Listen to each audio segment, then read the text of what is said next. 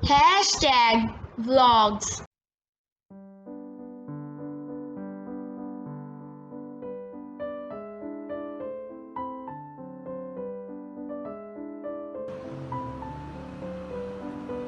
अस्सलाम वालेकुम। उम्मीद है कि आप लोग सब खैरियत से होंगे। आपको मेरे बनाई हुई रेसिपीज़ पसंद आ रही होंगी। आजकल मैं आपको ईद से रिलेटेड कुछ रेसिपीज़ बता रही हूँ। अगर आपको मेरी रेसिपीज़ पसंद आ रही हों तो लाइक करें, सब्सक्राइब करें, कमेंट्स किया करें, और आपको मेरे अंदाज में कोई चीज़ बनवानी हो तो मुझे वो ज़रूर बताया करें। पहले मैंने आपको बनाना सिखाए थे चिकन के कबाब शामी। आज मैं आपको बनाना सिखा रही हूँ बीफ कबाब शामी। क्योंकि ईद आने वाली है तो मैंने कहा मैं आपको बीफ में भी बताऊँ मैं किस तरह बनाती हूँ। जिसके लिए मैंने ये लिया है 1 किलो साफ़ सुथरा बिल्कुल बगैर चिकनाई के 1 किलो बीफ लिया मैंने। 1 लहसुन के पूरा मैंने वो पोथी लिया है। बड़ा सा मैंने अदरक का टुकड़ा लिया है और ये मैंने 2 प्याज लिए हैं। और ये मैंने जिससे उस दिन मैंने चावल नापे थे वो वाला 1 कप मैंने वो उससे मैंने दाल लेकर उसे भिगोया है। ठीक है। और ये मैंने लिए हैं आधा कप के करीब मैंने गोल लाल मिर्च ली है। मिर्च आप अपने हिसाब से भी डाल सकते हैं। और ये मैंने 1 चम्मच हल्दी का लिया है, 1 चम्मच गरम मसाले का लिया है, 2 चम्मच धनिया पाउडर है, 1.5 चम्मच नमक है और 1 चम्मच काली मिर्चों का है। अभी पहले इसको हम पकाने की तैयारी करते हैं। जिसके लिए सबसे पहले मैं बर्तन लूँगी। सबसे पहले मैं इसमें गोश्त डालूंगी। फिर मैं इसमें थोड़ा पानी डालूंगी। पैन मेरा गरम है। ये धनिया पाउडर है, ये गरम मसाला पाउडर है, ये सॉल्ट है, ब्लैक पेपर है, हल्दी पाउडर है और ये गोल लाल मिर्ची हैं। ठीक है। और ये साबुत प्याज, अदरक और लहसुन।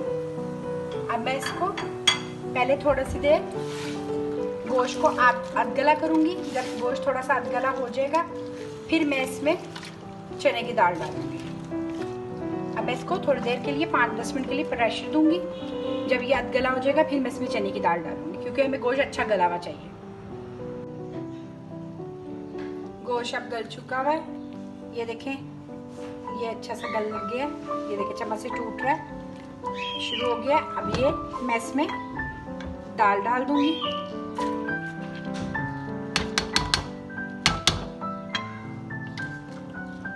गोश्त हमें अच्छा सा गला हुआ चाहिए। इसमें सही गला हुआ गोश्त अच्छा लगता है। ये कबाब बहुत मज़े के बनते हैं। ईद पे ये बनाएं और अपनी फैमिली को खिलाएं। ये आप चाहें तो आपने बोटी नहीं लेनी तो आप इसकी जगह आप कीमा ले सकते हैं। कीमे को और दाल को आप इकट्ठे चढ़ा सकते हैं। लेकिन जब हम लोग ज़्यादातर गोश्त का खाते हैं तो मैंने ये गोश्त लिया है। जिसने कीमा लेना है वो कीमा ले ले और उसमें दाल इकट्ठी डाल दें। ठीक है। अब मैं इसको प्रेशर 10 मिनट का लगाऊंगी ताकि दाल भी अच्छा से गल जाए। ये देखिए, ये अब मैंने ये दाल भी गल चुकी है अच्छी सी। देखें कितनी अच्छी हो चुकी हुई है। गोश्त कितना अच्छा हुआ है। इसको हम ज़रा कूटेंगे और ये अच्छा सा पिस जाएगा। अब मैंने इस बर्तन में निकाल लिया था। अब मैं ये इसमें डाल के फिर कूटूंगी। थोड़ा थोड़ा डाल के इसको गरम गरम कूट लेना, बड़ा अच्छा इसके रेशियो हो जाते हैं। ये देखिए कितने आराम से इसके रेशियो हो रहे हैं। अगर हम आधा पहले गला लेना गोश्त तो ये ज़्यादा अच्छा गल जाता है। फिर दाल को बस 5-10 मिनट का ही कुकर लगता है। 5-10 मिनट पहले कुकर गोश्त को लग जाता है और इसमें इस तरह हो जाता है। ये देखिए इस तरह मैं इसको अच्छा सा कूट लूँगी। ये मैं पीस रही हूँ इसको अच्छा सा। इस तरह मैंने अच्छी तरह पीस लिया इसका रेशे देखे कितना वो हो गया। ये रेशे वाले कबाब होते हैं, बहुत मज़े के लगते हैं ये देखिए। अब मैं इसी तरह सारे थोड़ा थोड़ा कर पीस लूँगी। फिर मैं आपको पीस के दिखाती हूँ कि अब मैं इसमें आगे क्या डालूँगी। ये अब मैंने पीस लिया अच्छी तरह। कितना अच्छा पीस चुका है ये। आप चाहे इसे चॉपर में पीसें, सिल पे पीसें, इस तरह कूनी डंडे में पीसें, जिसमें आपका दिल करे आप उसमें पीस लें, ठीक है। हम चॉपर की बजाय इसमें पीसा हुआ पसंद करते हैं। और ये 2 अंडे ये मैं डाल रही हूँ, और ये एक चाय का चम्मच गरम मसाला है, ये बाद में डालो, इससे बड़ी अच्छा खुशबू आती है। और ये थोड़ा सा मुझे लहसुन का नमक कम लग रहा था, तो ये मैंने आधा चाय का चम्मच नमक डाला है। और ये हरी मिर्चें 15, ये 2 प्याज हैं बड़े, और ये इतने बड़े 2 अदरक के पीस हैं जिनको मैंने चॉप किया हुआ है।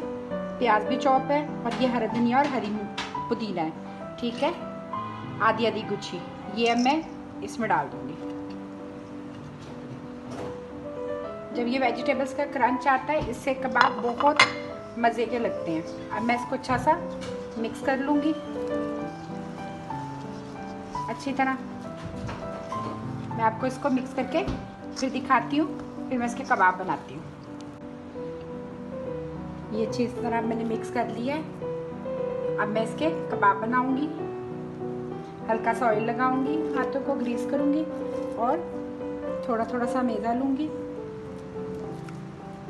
और इसको शामी की शेप दे दूँगी।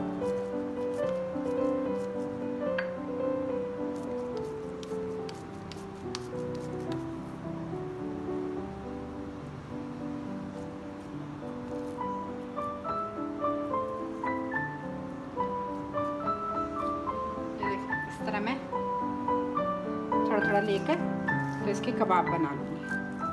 आप ये ईद पे बनाएं, ईद के लिए बना के रखें, गेस्ट वगैरह आएंगे, चाय के साथ अच्छे लगते हैं। और इसमें जो ये वेजिटेबल क्रंच होता है, ये बहुत अच्छा लगता है। क्रंची वेजिटेबल्स इसके अंदर डलती हैं तो उससे बड़ा मज़े का इसका फ्लेवर आता है। ये पुदीने का, प्याज का बहुत मज़े का फ्लेवर आता है। तो आप ये बना कर ट्राई कर ज़रूर देखिएगा। अब मैं इस तरह बना लूँ। ये कबाब अब बन गए हैं, मैंने बना लिए सारे। अब मैं आपको कुछ फ्राई करके दिखाती हूँ, जिसके लिए मैंने ये अंडा लिया है। आज मैं आपको अंडे से फ्राई करना बताती हूँ। मैं इस तरह अंडा फेंट लूँगी,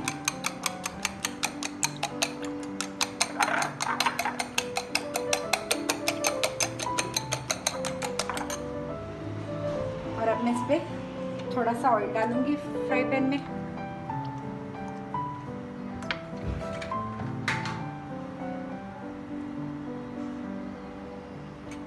अब मैं इसको फ्राई कर रही हूँ।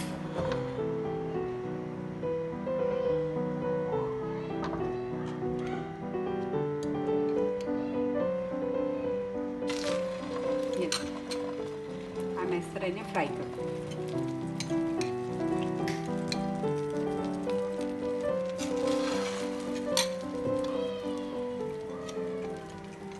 दरमियानी आंच पे आराम से मैंने फ्राई कर लिया। ये चाय के साथ, कोई गेस्ट आ जाए, पुलाव के साथ, खाने के साथ, दावतों वगैरह में बहुत अच्छे लगते हैं।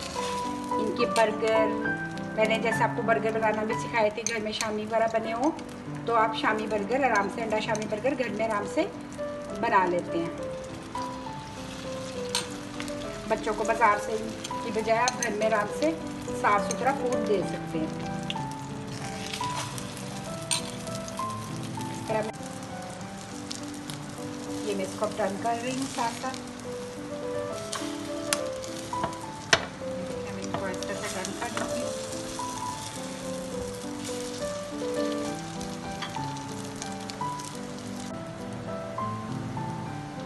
ये अब जो फ्राई होंगे उनको मैं अब प्लेट में उतारती जाऊंगी साथ साथ।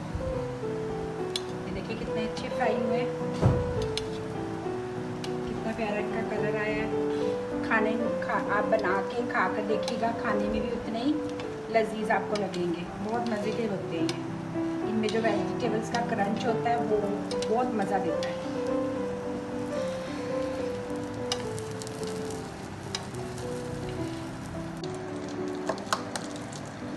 आपको मेरी ये रेसिपी पसंद आई हो तो आप इसे ट्राई ज़रूर करिएगा, ठीक है। और आपको मेरी इस तरह मैं आपको और भी चीज़ें बनाना बताती रहूँगी ईद के हिसाब से। तो आप मेरी वीडियोस को लाइक करें, सब्सक्राइब करें, कमेंट किया करें मेरी रेसिपीज़ की वीडियोस को। ओके, अल्लाह हाफिज़। #vlogs. Please subscribe our channel, likes and share our video. Thank you.